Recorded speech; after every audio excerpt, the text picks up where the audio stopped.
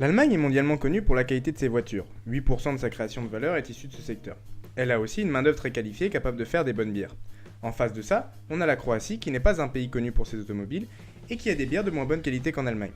Les entreprises allemandes dominent sur ces deux points les entreprises croates. Accessoirement, ce sont les Allemands qui font du tourisme en Croatie et pas l'inverse. Si les plages nudistes ont du succès en Croatie, c'est grâce à nos amis les Allemands. Et pourtant, il vaut mieux pour l'Allemagne se concentrer sur les automobiles et laisser la Croatie faire des bières. Paradoxe ? J'en connais un qui saurait vous expliquer cela. Aujourd'hui, dans Little Economist, on étudie David Ricardo et sa théorie des avantages comparatifs. David Ricardo a montré au 19e siècle que tous les pays, même les moins compétitifs, ont un intérêt à rentrer dans le jeu du commerce international, et ce en se spécialisant.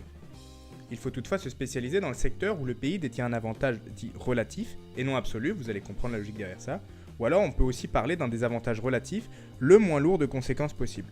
En bref, c'est comme un travail de groupe, même si l'un des collaborateurs est peu efficace dans toutes les tâches, mieux vaut lui donner la tâche où il est le moins mauvais plutôt que de ne pas profiter d'une paire de mains supplémentaire. Mais revenons-en aux exemples moins triviaux. Prenons un cas de figure.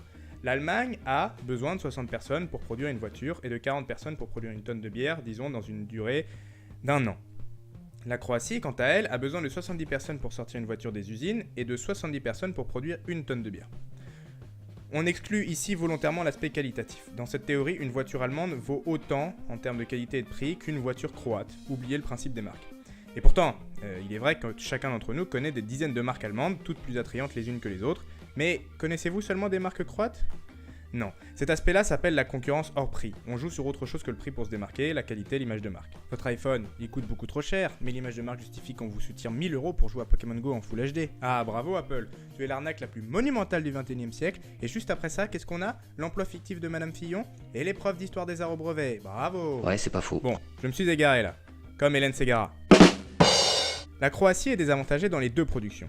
Sa productivité, c'est-à-dire l'énergie et le travail déployés pour produire une seule unité, est plus faible dans les deux domaines. Toutefois, la Croatie a en vérité un certain intérêt à se spécialiser dans la production de voitures.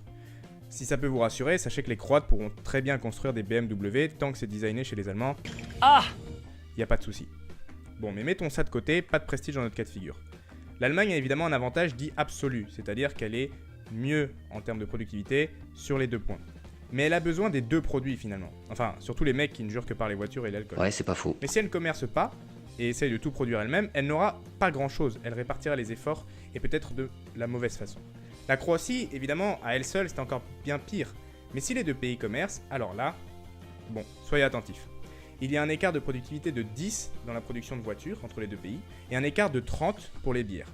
Si la Croatie se spécialise dans les voitures, elle a un avantage dit comparatif, vu qu'elle est le moins désavantagée. Seulement 10 de différence au lieu de 30.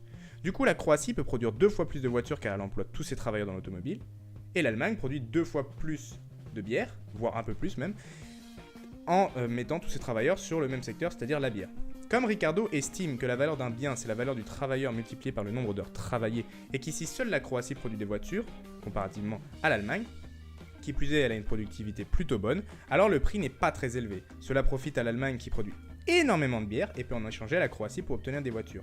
Dans l'ensemble, les deux partenaires auront ainsi plus de chaque produit que s'ils avaient décidé d'être en parfaite autarcie. Si chaque pays produit ce dans quoi il est le moins désavantagé, cela amène les pays à beaucoup commercer tout en profitant de prix plutôt faibles, car les pays font des choix en fonction de leur productivité. Donc finalement, si on agrandit la focale, si tous les pays d'Europe, voire du monde, appliquent ces concepts avec la théorie, alors on obtient des ensembles de produits avec des prix plutôt faibles, car chaque pays va sur le secteur dans lequel il est le moins désavantagé. Et c'est sans parler de leur capacité à gagner en productivité, à mesure qu'ils se spécialisent, bien entendu. Bon, d'accord, mais depuis tout à l'heure, on pense tous aux Mercedes-Benz et aux bières blondes allemandes, qui sont bien au-dessus des produits équivalents croates, et on voit bien que la réalité n'est pas la même. Effectivement, le monde est différent que celui dans lequel croyait vivre Ricardo. Surtout qu'il est du 19e siècle, alors forcément, ça a bien changé. En fait, pour arriver à cette conclusion, David Ricardo a émis 4 hypothèses. Tout d'abord, la valeur du travail est égale au prix multiplié par la quantité de travail, ça je vous l'ai déjà dit. Deuxièmement, la concurrence doit être parfaite. Par exemple, autant d'acheteurs que de vendeurs, chaque produit se vaut, ou alors il y a une information parfaite.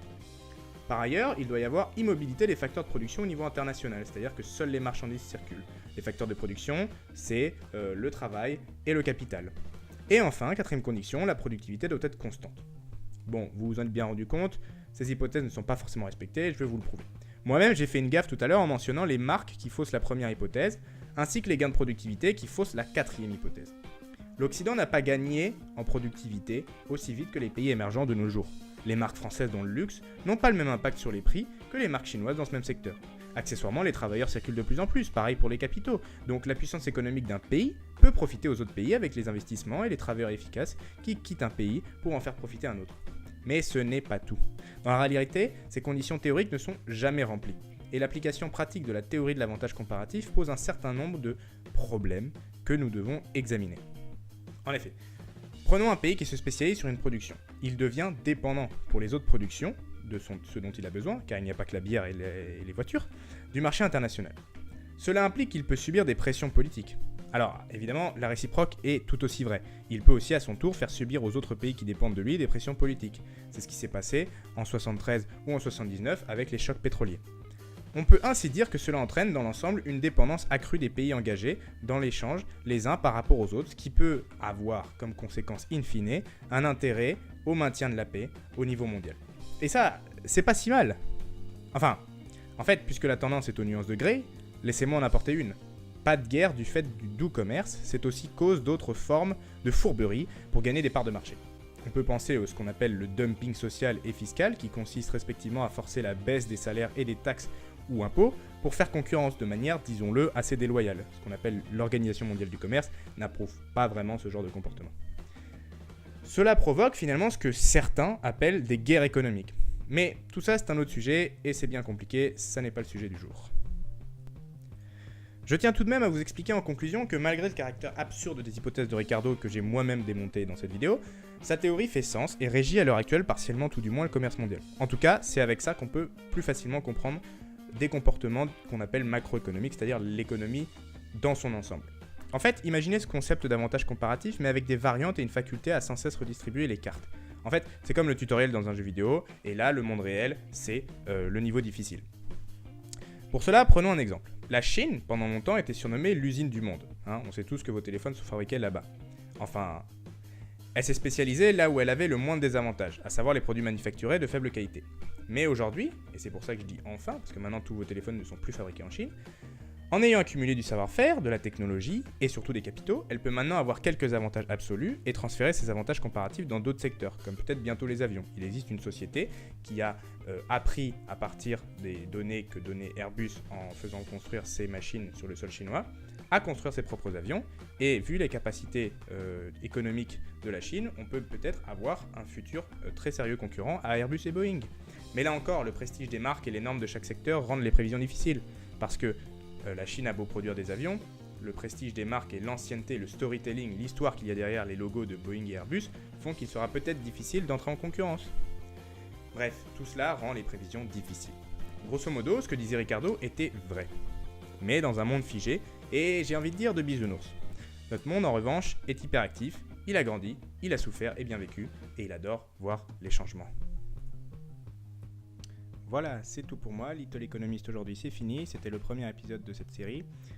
Sachez maintenant que Historic Economics sera le nom réservé aux hors-séries, donc les épisodes qui traitent d'un thème et non pas d'un auteur.